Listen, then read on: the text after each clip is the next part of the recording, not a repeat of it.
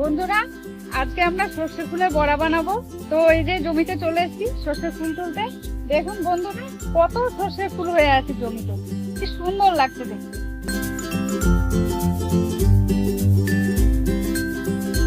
দেখুন বন্ধুরা, ফুলগুলো কি সুন্দর লাগছে দেখতে। ফুল তোলা হয়ে গেছে, এবার আমরা বড়াটা ভাজবো। আচ্ছা বন্ধুরা, এই যে ফুলের এই ডান্ডিগুলো কিন্তু আমরা খুলে ফেলে দেবো। এগুলো থাকলে কিন্তু বড়া একটু চিটকুটে লাগবে। এগুলো ভাজার সময় দেখে ভাজবে, এই ডান্ডিগুলো ভেঙে ফেলে দেবে।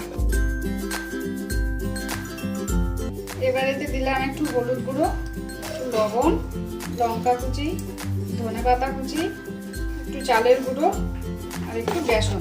এবার এটাকে ভালো করে মেখে নেব। কড়াই গরম হয়ে গেছে, এবার তেল দিয়ে দিলাম। তেল গরম হয়ে গেছে, এবার বড়াগুলো ভেজে নেব। বড়াগুলো এইভাবে লাল লাল করে উল্টে পাল্টে ভেজে নিতে হবে। ভাজাটা হয়ে গেছে, এবার তুলে নেব। আমার শাশুড়ি মা ভাজা খেতে খুব ভালোবাসেন, তাই উনার জন্য আজকের এই রেসিপিটা। আমার শাশুড়ি মার খেয়ে খুব ভালো লেগেছে। ওকে বন্ধুরা, লাইক এন্ড সাবস্ক্রাইব।